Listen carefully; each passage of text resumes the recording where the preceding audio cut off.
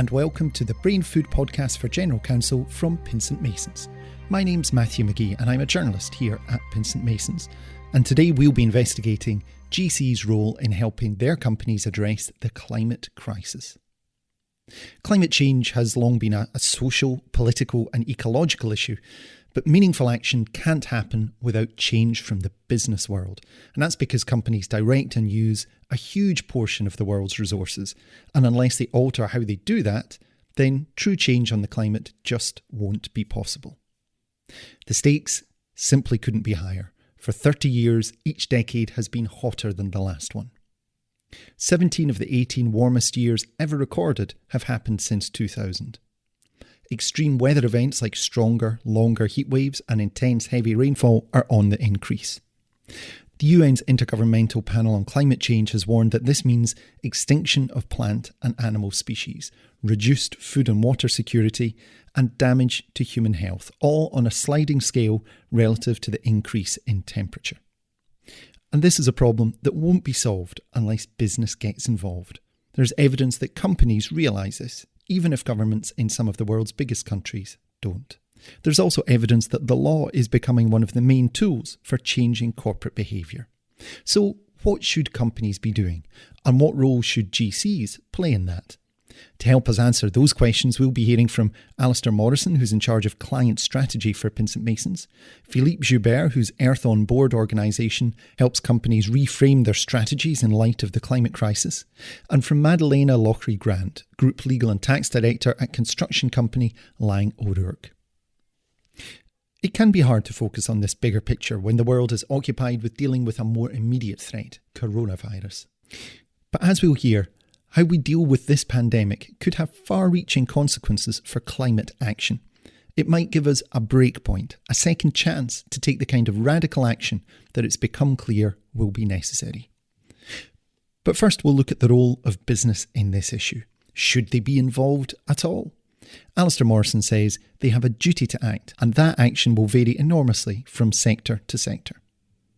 The general obligations on a company when it comes to a climate change issue will really depend on the environment that a particular organisation is working with and what kind of sector it's in and what it's doing. There's a kind of a common theme that I have is that companies have an obligation to improve against themselves and to make a contribution to helping to arrest climate change. And that might vary according to the particular sector they're in, the particular challenges they have, and how they might have to transition from one particular way of doing things to another.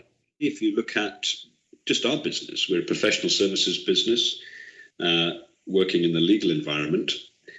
The challenges that we have, we've set ourselves quite tough challenges and indeed met them and exceeded them. But you can't help thinking that that's relatively straightforward compared to the challenges that are faced by some of the clients that we're working with in particular sectors where they really are in areas where they have to transition their whole business. You know, a classic example would be if you're in hydrocarbons and you're kind of and providing energy, after looking at other ways, and your source of income and your source of profitability is through hydrocarbons, yet you have to do something that goes way beyond utilizing the existing sources of energy to develop energy into new areas and thinking about how you transition from the old to the new. Philippe Joubert says companies have no choice. They must act, and now. If you have to summarize in one sentence the way we have been doing business for nearly 1 century now, we have taken nature for granted and unlimited. We have never recognized the value that the service that nature is rendered to us free of charge. Unfortunately, as we have been doing this for decades, we reached the limit of the planet. Scientists say we reach the planet boundaries. And we are using, free of charge, the service rendered by nature at the moment, pollination, water, air, our business model, which is based upon these free resources, is just dead. So we need to change. The year of 2015 will certainly be seen as the year where the world has recognized this. Because for the first time, we produce the Sustainable Development Goals that are nothing else than trying to decouple development from abusing nature or abusing social capital. Business is no longer a problem, it should be a solution. Business are certainly at the origin of 70 or 80% of the impact that we have. But business is the only human organization I know that has the resources, the organization, and the speed of reaction able to help us to find a solution. So business is a solution. And to be the real solution, business should change. We should find another business model that is not taking nature for illimited and granted. It's one thing to say that companies should change, but quite another to make it actually happen. Philippe has already told us that 2015's Sustainable Development Goals, where UN member nations agreed to support a plan of action to meet 17 goals, was a watershed. But is this being felt on the ground? Madeleina Loughrey-Grant says that out there in the real world, a very definite shift has happened. I think there has been a big shift, even if you just look at the last 12 to 18 months. The understanding of the criticality of this is really starting to resonate. And when people ask how it's possible to get this on the agenda in a boardroom, the answer is it's actually very easy now. I think if you asked people who were trying to tackle this and move it up the agenda a few years ago, even 2 to 3 years ago, it would have been more of a challenge. But right now, and I don't foresee this changing, there has been a transformational attitude change at board level across all industries on this issue, and a recognition that it is a significant business risk, an opportunity, yes, but a significant business risk that needs to be addressed and kept on the agenda. Sustainability isn't something that people can park off to the side and pick it up when they choose. It may have been at some point, but it's certainly not the case, I think, anymore. And there is a huge appetite, I'm seeing, huge appetite to understand the issues more and to understand what can and should be done and to understand the risks that exist even more, and a recognition that in tackling this as an issue and really tackling it, that from a sustainable and business perspective and a future proofing of a business, it absolutely has to be tackled. And Philippe says that the shift has reached not just chief executives, but the investors whose views and actions can change the direction of whole sections of the economy. You see some very interesting movement last year on the Business Roundtable in the United States or in some institution in the UK or the World Economic Forum. People are starting now to understand that this model of shareholder primacy is not sustainable for sure, and it's not what we need for societies. You know, when BlackRock or other big investors are saying you should go to the purpose of the business, you should look at stakeholders, etc., you should change the way you do business, I don't think they do that to save the planet or humanity. They do that because they need to save their business, and that have understood that the way we are doing business at the moment is too dangerous for these big players, because these big players are systemic players. They have nowhere to hide if the system is in trouble, and they will die with the system.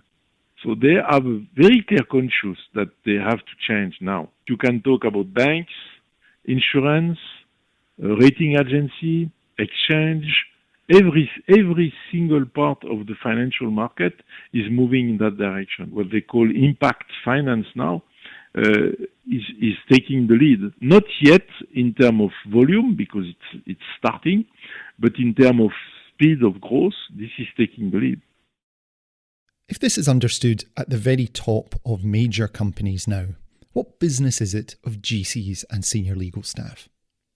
Well, for one thing, a GC or a head of legal is someone a company turns to when they want to discuss what the right thing to do is. That's a fascinating position to be in, and one that GCs should take seriously. There are specific legal risks here, but the bigger picture is more interesting. This is an opportunity to help shape the future of the organisation, and Alastair Morrison says GCs are already aware of the issues and are in a unique position to help. When we look at discussions that we're having with the general counsel community, it's really interesting to see the overall level of awareness and interest in seeking to make a difference. The kind of awareness at a personal level is really high. Everybody knows the challenges and issues that we face. I think the kind of phrase I might use is it goes from awareness to activation. How can I take that awareness and activate it such that it makes a difference? Then the awareness to activation point also comes in when one looks at how you might use your power or control levers within the legal context of your organization and your influence. Very senior legal people have a great degree of influence within an organization, and many of them are really, really good advocates. So armed with a technical knowledge or a good scientific background of the issues, coupled with a knowledge of what is going on within an organization, one can therefore be using influence in the board to be raising consciousness around issues and seeing what an organization can do. You can't really have a situation where something like this is outsourced to a department. It's got to be in the consciousness of an organization. And therefore, that kind of facilitative role, endorsing, empowering, connecting, becomes really, really important. Madeleina Loughrey-Grant has found herself in exactly this position, with a personal interest in the issue and keen to steer her company in the right direction. But some legal leaders might worry about whether they will be listened to, whether they have the internal standing to speak up on an issue that isn't strictly, technically, a legal one. Madeleina says they shouldn't underestimate their influence.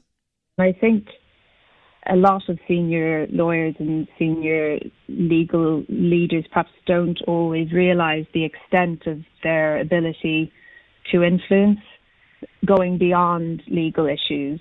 And I certainly think that GCs and legal leaders can very much leverage their role as trusted advisors in encouraging this positive change. And CEOs, I think, and certainly from my experience, are increasingly looking to legal leaders to provide that leadership and some strategic advice on initially how to navigate the risks and the opportunities presented by climate change, but obviously then building on that and looking at the strategy that might flow from it.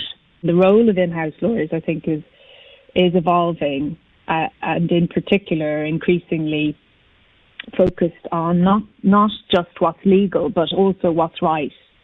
I do think that legal teams are really well placed to support on a company on climate change efforts.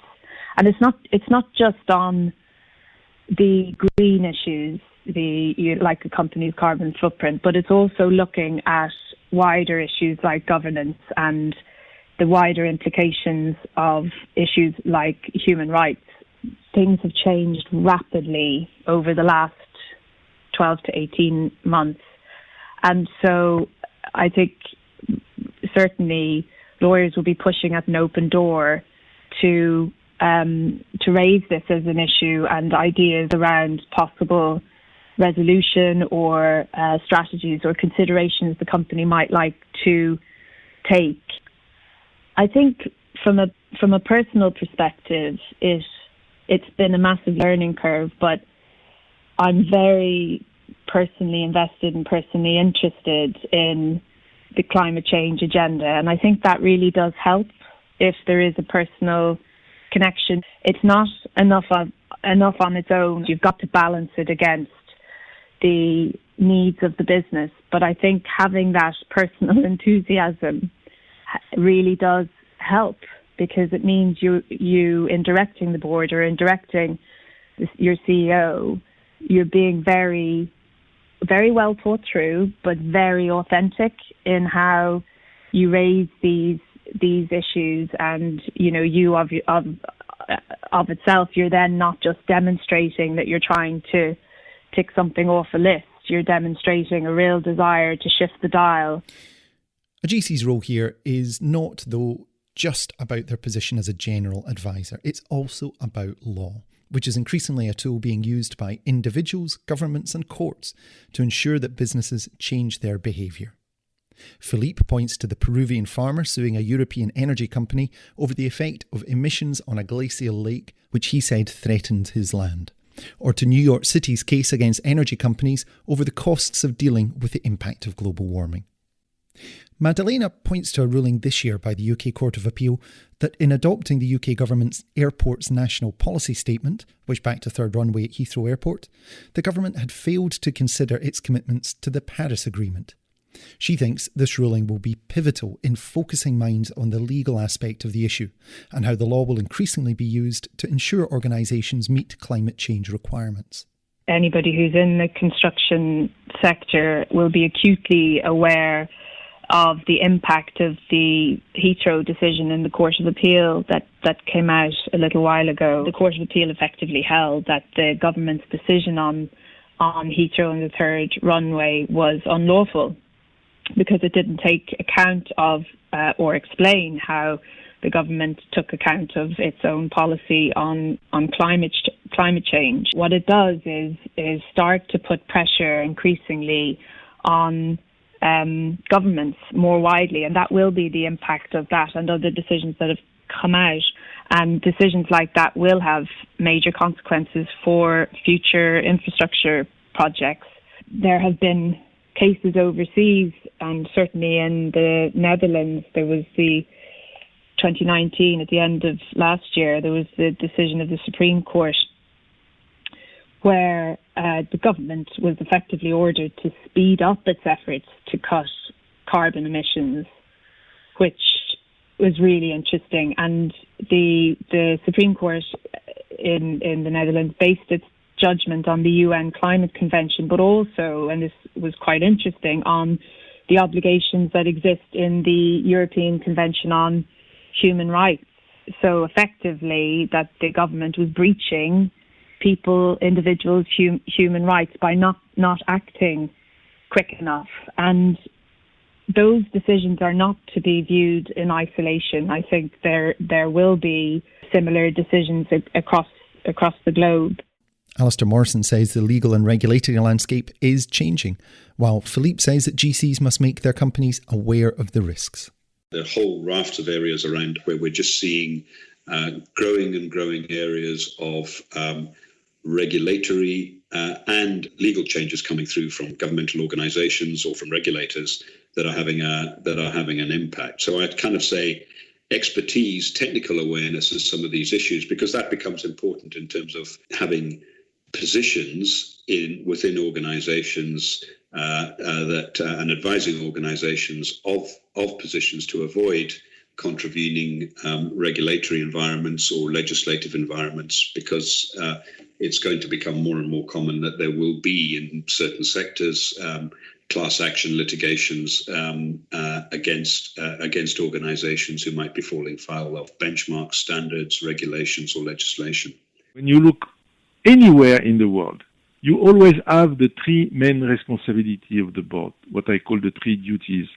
The first duty is you take care of the interest of the company, not the shareholders, the company. Means all the stakeholders. Second, due care and diligence. And this is quite interesting because care and diligence means you don't need to be a specialist of everything, but you need to do your homework. You need to have eyes open on the risk and opportunities, and you need to give some guidance to the management. And for me, I defend the idea that 2015 will be seen as the year of tremendous change in the duty of the board on this aspect. Because of Paris Agreement, you cannot say you don't know. And this, for me, changed fundamentally the risk and the responsibility of the directors. 2015 is probably the year where being climato-sceptic is not a safe harbor for directors. And directors should go even further. Directors should have a very clear idea of where the risks are and what you are doing, what is your strategy to mitigate this risk and protect the interest of the company and put the company in a safe ground for growth. Of course, the climate is not the only crisis we're facing just now. Coronavirus has had an impact on all businesses and will present both immediate practical concerns and a wider economic challenge for months or perhaps years to come. It's a health and social tragedy, but it has shown us what a different world looks like, one without ubiquitous travel or commuting, one where working methods are more sustainable and the environment has a chance to recover, however slightly. Alastair Morrison doubts, though, that we can pin our hopes on a sudden and enduring change of behaviour across the world.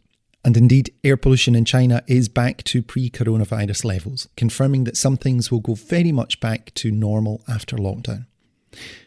So what kind of change will be the legacy of coronavirus? Alastair says that this could give us the opportunity for an economic reset. Governments will be investing huge sums in jump-starting economies and protecting jobs. And this presents a chance to rewire the economy, to focus this investment on projects and incentives that make for a properly sustainable future. I don't think it's so much about we've radically learned to alter our behaviours and therefore we're not going to fly around as much or commute to work anymore or those kind of things, because they'll gradually come back on stream and this is a global issue, not a kind of a localised issue to a particular place. But if you look to the last global financial crisis, when the world went into economic meltdown, there were stimulation policies to get the world out of economic meltdown. So, for example, you had the American Recovery and Reinvestment Act, ARA, and a whole load of stimulus loan packages and stimulus was put around, but it was put around clean energy. So one of the things that happened as a result of that was that I think there were $90 billion worth of loans that went into clean energy investments. And one of those helped to build Tesla's first factory. I think now if we look at the link between COVID and the economic recovery and stimulus, I think we should be creating awareness in the legal community about the kind of opportunity that exists to stimulate further clean sources of energy as we look to make our recovery, to put money and effort behind that, so that as part of the deal are clean energy obligations or investments into renewable energy. And I think that's an interesting way of looking at this, because there's no doubt the evidence is that governments can make a material and enormous shift in relation to climate change, and that's the biggest shift. So I think we could take this opportunity now and look to see how we could make that shift. This isn't an environmentalist pipe dream, it's what business itself is asking for. 200 firms have written to the UK government, for example, asking for post-COVID investment to focus on industries whose growth is environmentally sustainable, and explicitly asking for green strings to be attached to grants or loans. Philippe says that in France this is already happening, offering a glimpse of a hopeful future for business and the climate. We are bailing out a lot of companies, aren't we? Because most of them are in big trouble. But the first question that the financial system is asking now is, can we really bail out company from the old model, or do we want to bail out company for the new model? This is now happening. In France, the $10 billion that we are handing over to Air France and KLM, in which the governments are shareholders, they are bailing out, but with what we call green strings attached. Means you will receive the money, but you have to have a certain change in for example, in the emission of the company because we think it's important. So you see, you have consumer behaving differently, financial market, the government also, because you see the European government is now insisting that the green plan is used as a base for choice in the sector we want to help and the sector we don't need to help that much.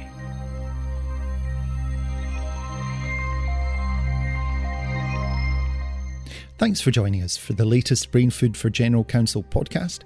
Remember, you can keep up to date with hour-by-hour coverage of business law news by the Outlaw reporting team at pincentmasons.com. And don't forget to subscribe to us wherever you get your podcasts. Until next time, goodbye.